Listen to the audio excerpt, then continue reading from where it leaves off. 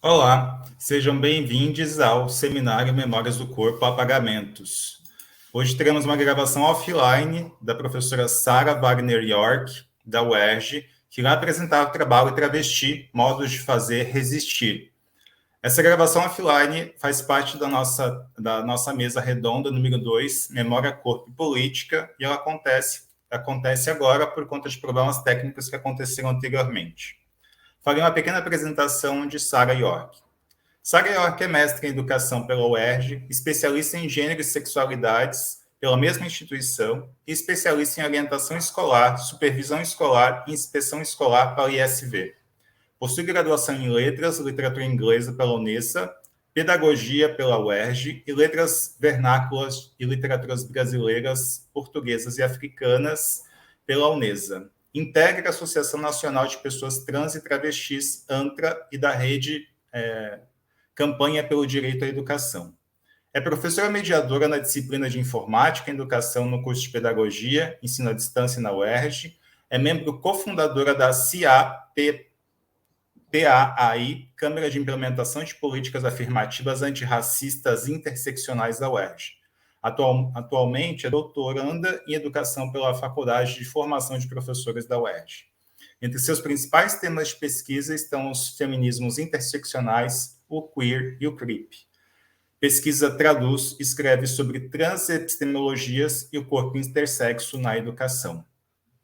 Então, aproveitem essa fala. Seja muito bem-vinda, Sara. Espero que todos apreciem a sua contribuição para nós. Obrigado. Obrigada, Márcio Markendorf. Nome chique, né? Agradecer já a você desde o início, pelo convite, pelo modo afetuoso, né, de fazer esse convite. Eu vim agradecer as demais professoras que participam e coadunam para o sucesso, né, dessa conversa nossa. Professora Isabela Drozdowska e a professora Giovana Quinalha, que não estão aqui presentes. Eu estou no offline, né? A gente não está numa atividade síncrona, mas estou fazendo essa interação, sabendo que essa interação acontece presencialmente com os meus queridos Flávio Nantes e Regiane Correia, duas pessoas que trabalham diretamente com as questões relacionadas a gênero e que muito me interessam na minha pesquisa e caminhada dentro dos processos de conhecimento das epistemologias e dos modos, como eu intitulei essa fala, de fazer e resistir nesse espaço, neste tempo, como diria Michel Foucault, e não Michel Dissertot, né, que também vai explicar para a gente, vai falar um pouco dos aspectos do cotidiano. Meu nome é Sara Wagner York, como foi apresentada, e aqui vou fazer uma breve descrição, porque sou uma mulher cega do olho esquerdo, com processo de perda contínua da visão do olho direito, com baixa visão, uso uma lente de contato, mais um óculos de armação fina, quase não visível, não é? Estou usando brincos de argola, um colar, uma blusa, um vestido que é meio estampado, com alguns desenhos, claro. Aqui ao meu lado, do lado da minha cabeça, tem uma imagem ao fundo de Marielle Franco e uma capulana, que é a representação do movimento de pessoas negras, pessoas pretas, né? E isso acontece exatamente para que possamos falar inicialmente desse modo travesti de fazer, mas também de resistir, né? E de existir nesse mundo, nesse tempo.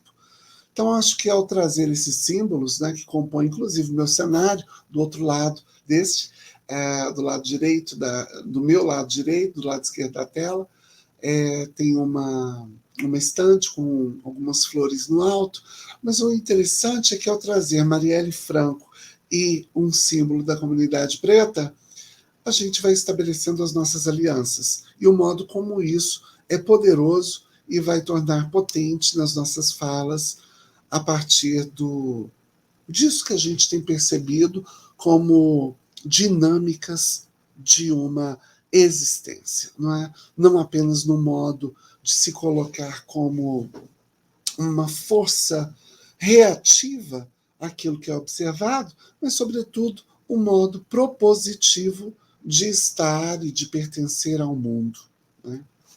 Do modo como ele é. Continuando, meu nome é Sara Wagner York, ou Sara Wagner Pimenta Gonçalves Júnior. Eu faço a utilização de ambos os nomes em razão de uma decisão de um juiz de direito que vai garantir, aqui está a decisão, né? Ele vai dizer que eu posso me chamar Sara, mas que eu não seria mulher, né? Eu continuaria sendo do sexo masculino, ou macho, né? Como a gente entende dentro dos aspectos biológicos, né? Ou biopatologizantes. E essa decisão ela se torna uma condição fundamental, condição sine qua non para a formação e para a interação dentro do que eu tenho chamado de ser travesti na e da educação. A condição de travestilidade ela é, inclusive, atribuída pelo Estado, uma vez que, em 2017, depois de alguns anos, né, na Justiça, com um processo de pedido de retificação de nome e gênero, o juiz defere a alteração do registro civil de nascimento com nome, mas não com o sexo ou o gênero. Aliada e amparada pelas dinâmicas jurídicas do Estado, eu passo a me colocar como travesti.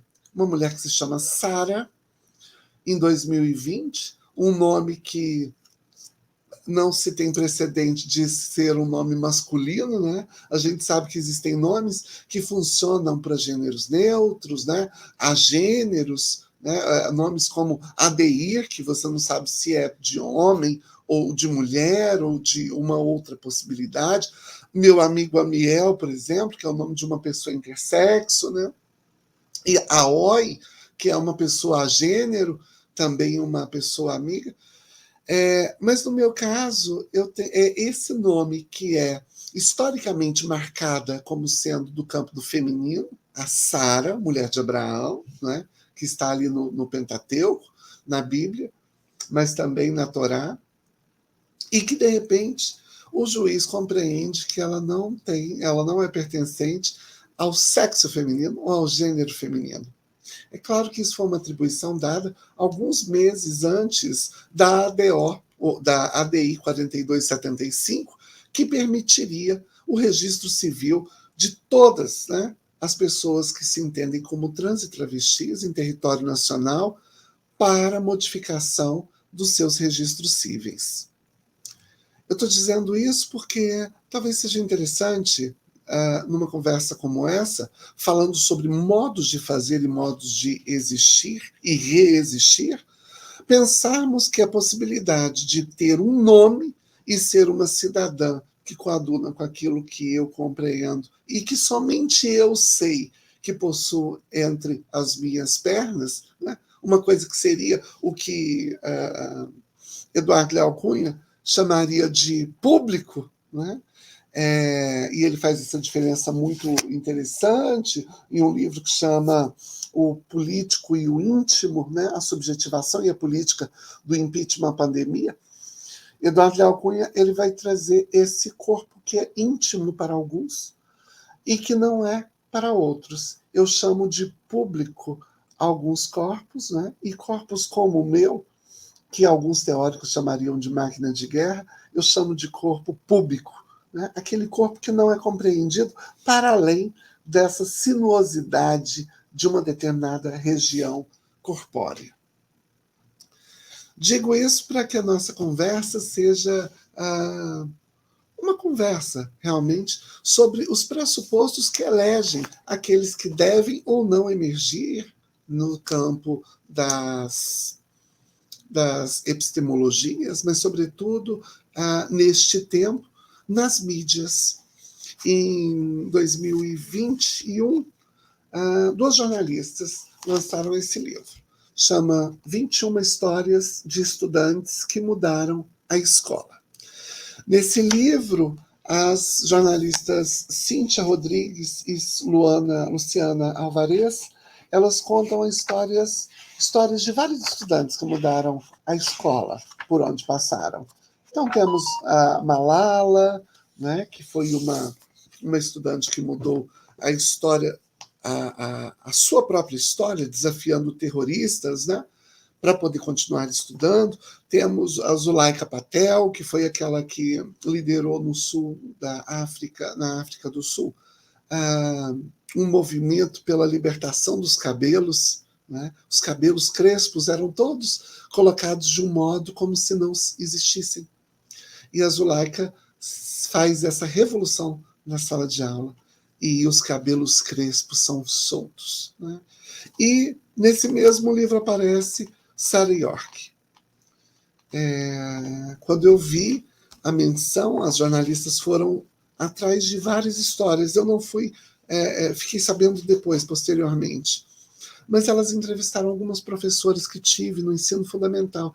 E elas chegam à conclusão que, essa aqui sou eu, achei esse desenho bem bonito, significativo. E elas chegam à conclusão que Sarah Wagner, né, em Goiânia, em 1992, levava a transgeneridade para o palco da escola. Então, talvez eu esteja falando aqui sobre aspectos recorrentes de uma vida. Trouxe esse dado de 1992. Me lembro que em 1997, ainda no século passado,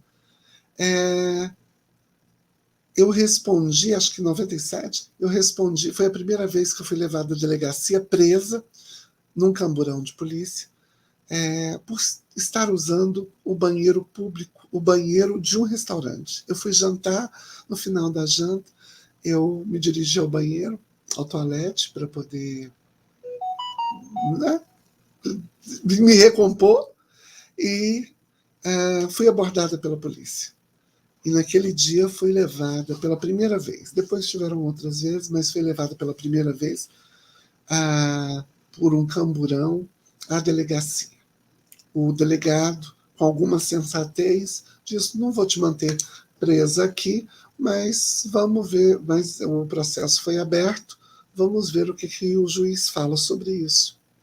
E o juiz, a juíza, uma mulher que era pastora evangélica da Igreja Luz para os Povos, defere uma sentença, e na sentença, antes de dizer que eu deveria, enquanto criminosa, enquanto ré, pedir desculpas ao dono e ao gerente do restaurante por ter usado o banheiro feminino, ela diz que eu deveria compreender que eu não era uma pessoa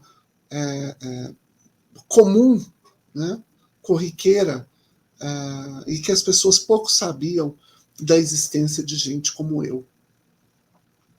Isso me faz lembrar uma outra decisão que aconteceu na cidade de Cuiabá, na década de 90, onde um juiz diz, em uma de suas sentenças, que ele categoriza uma travesti como sujeita de difícil identificação científica e com hábitos noturnos. Numa decisão de 1990. Em 1997, a juíza diz que eu não era uma pessoa que estaria dentro da condição corriqueira de humanidade. Naquele momento eu perguntei a ela somente se pedi para poder falar. Mal sabia me dirigir a ela naquela altura.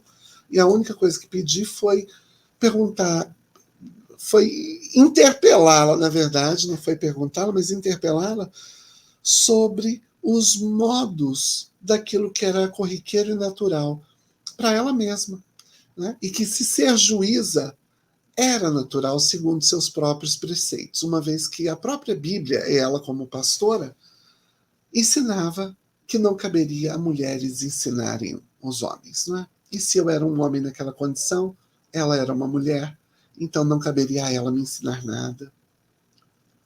Condições complexas de estar no mundo onde a sagacidade ganha parâmetros de tantas verdades.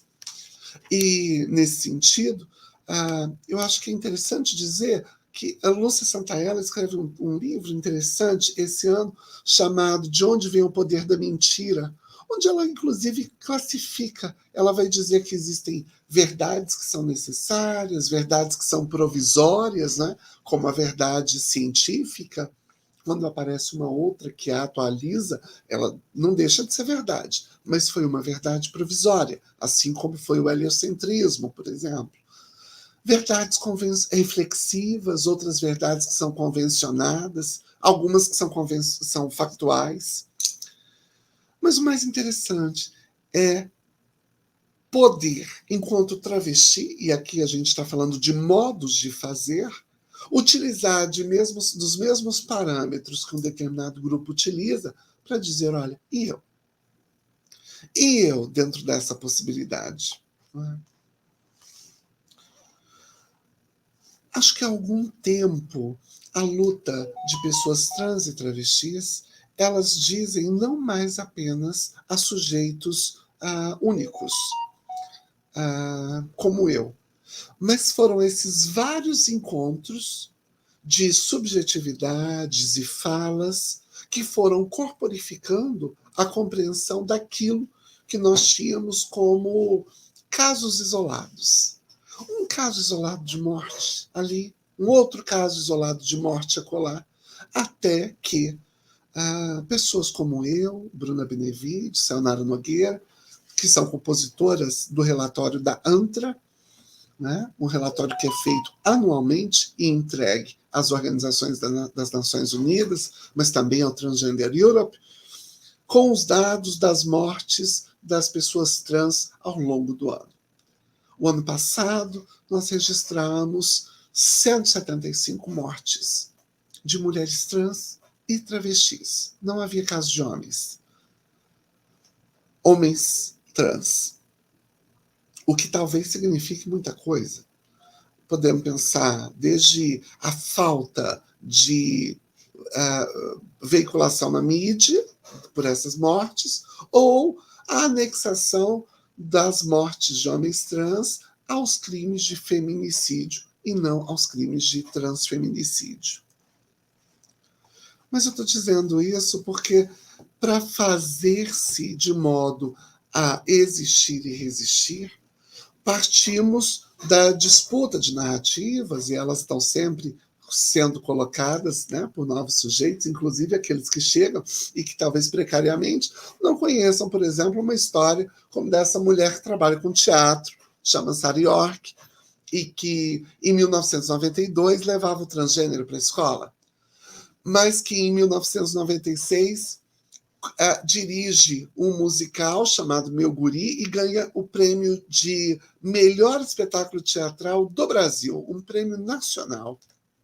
E o nome dela, o meu nome, não aparece em nenhum dos registros, porque a vinculação do espetáculo teatral a uma pessoa como eu, né, e aqui esse vão de compreensão, subjetividade, interação, apego, como queiram chamar, não era economicamente, financeiramente, socialmente bem-vindo ou bem visto pelas comunidades ditas familiares, de um modo geral. Então, em detrimento, né, desses acordos estabelecidos, um trabalho que deveria ter o meu nome enquanto coreógrafa principal deste musical, eu tenho o meu nome retirado dessa cena. Eu recebo menos que outros colegas que prestavam serviços equivalentes. Eu estou falando do século passado. Eu estou falando da década de 90. Talvez pensar sobre esses aspectos nos ajude a entender como existir tornou-se uma condição fundamental neste tempo. É preciso lembrar que, em educação, os 4 grandes problemas que temos enfrentado, inclusive pelo Ministério da Família, e ouça-se família no singular, através da sua ministra Damares Alves, está a denúncia da ideologia de gênero. Então, um sintagma, né, ou uma estrutura frasal, para quem é do campo de letras, que é utilizado para poder ser alocado a uma significância ou um significado que atende a um determinado grupo. Então, as ideias que eu tenho são chamadas ideológicas. As ideias que as demais pessoas ditas normais têm não seriam do aspecto ideológico. Ora, sabemos que é uma falácia, não é? E temos leis que nos garantem o direito de resistirmos a essa falácia, né? De um modo geral, em nível federal, a DPF 460, aqui no estado do Rio de Janeiro, a Lei 2277 de 2021, que discute exatamente a impossibilidade de ideologia de gênero ser um crime. Mas ainda resiste e existe uma ideia do senso comum de que pessoas como eu ainda seriam ofensivas às demais pessoas. Uma estruturação da escola, eu estava falando desses 4 pontos, né, que talvez sejam da política educacional, que é acionado pelos sujeitos ditos de bem, né, e esse bem entre aspas. A ideologia de gênero seria uma delas.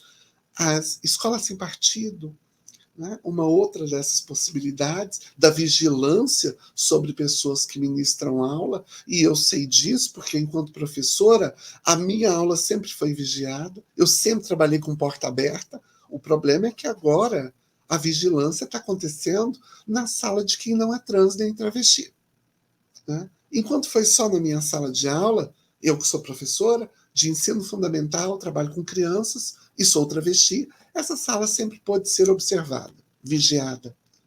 Agora que chegou a outras instâncias, agora é preocupante. Alguns grupos repensam o seu próprio privilégio. As instâncias cívico e militares, e aí eu pergunto, se uma aluna como eu poderia frequentar uma escola onde a imposição de uma norma binária é atendida enquanto sendo essa pessoa trans, né? Me lembro que uma das violências mais cruéis da minha vida foi ter sido retirada de casa aos 12 anos de idade, exatamente posta para fora pela minha mãe, ou pela mulher que eu compreendia como minha mãe, não é? E digo isso porque, para quem olhava, a impressão naquela época era que ela era uma boa pessoa. E para mim, que era a criança que estava sob a sua assistência, estava sendo assistida por ela, eu tinha os mais altos níveis, sofria com os mais altos níveis de humilhação, violência, rejeição. E eu estou dizendo isso porque esse seria o nosso 4º aspecto, ao falarmos das políticas educacionais, o homeschooling, né? Uma pessoa que tem a condição de domesticar o seu filho dentro de meandros escolares, né? A educação doméstica, é esse o nome que é utilizado pelo professor Fernando Pena, nos coloca a pensar se uma criança, de novo, como eu, poderia estar protegida dentro desses meandros. Sabemos que a escola é aquela que proporciona vários problemas para muitas pessoas LGBTIs. Mas a escola também é o lugar que abraça, acolhe e se retroalimenta de esperança para muitas pessoas LGBTI+. Ora, dito isso, é preciso lembrar que o corpo, ele não é único e ele não é uno. Eu estou caminhando para o final, já agradecendo, com tantas reflexões, mas dizendo que a luta para a compreensão e interação com aquilo que a gente compreende como transgeneridade não pertence mais a um corpo como o meu, que já consegue se defender de grandes abusos. Né? Dos pequenos, a gente ainda se desvia. Os grandes, a gente evita com mais força. Mas a nossa luta tem sido maior porque ainda existem pessoas como essa. Esse aqui é o Jacob, é o filho da Thaís Emília. Ele faleceu antes dos 2 anos de idade. É uma criança que nasceu intersexo. E eu sou avó desse bebê, como diz a mãe dele. O Jacob, ele nasceu com uma diferença marcadamente biológica dentro dos padrões compreendidos pela biologia e pela medicina, como intersexualidade. Antigamente, colocado dentro do campo do animal, do bicho, como hermafroditismo. O Jacob não viveu muito. Ele teve uma vida curta, mas a sua breve estada nesse tempo e nessa vida ensinou que os nossos problemas são maiores do que pensamos. Eles podem até iniciar com uma discussão como essa, de ocupação de um espaço. Mas vamos percebendo que ele é muito mais profundo e que ele legitima que um médico, nesse exato momento, opere uma criança que nasça com uma condição diferenciada em sua genitália e seja compulsoriamente tornada homem ou mulher, macho ou fêmea. É sobre isso que nós temos falado. Eu vou pedir para o Márcio colocar uma imagem que eu enviei para ele pelo WhatsApp aqui na tela. Não sei se você consegue, Márcio, mas acho que é para encerrar a nossa conversa dizendo sobre esses modos de fazer e de existir, a ocupação dos espaços. Aquilo que Achille Mbembe tem falado tanto nos seus livros, e sobretudo no seu último livro, Brutalismo, os modos de entrar em interação com essa máquina de produção da verdade, né? Modificando a iterabilidade, a iteração dessas máquinas que produzem verdade. Estar aqui é coadunar para que essa máquina, de algum modo, seja modificada. A imagem que eu pedi para ser mostrada é uma imagem que aparece esse ano no curso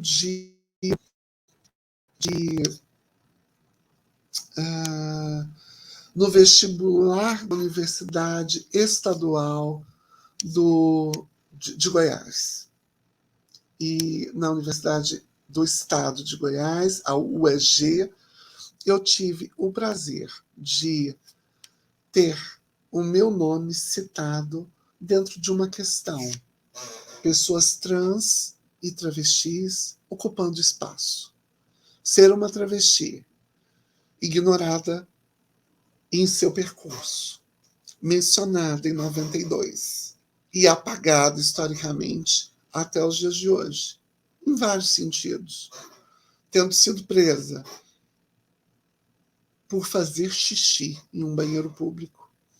E acho que a gente vai ter que dar um Ctrl+ aqui nessa tela para ela ficar grande, para que vocês vejam e ter a possibilidade de ser essa mulher que, na questão 33 do vestibular da Universidade do Estado de Goiás, é parte da pergunta, seria como se sentir um grande teórico, uma grande teórica. Alguém como aquelas pessoas que merecem ser mencionadas. Assim eu termino minha fala, agradecendo muito por estar aqui e com pessoas que fazem tanto sentido para mim. Muito obrigada.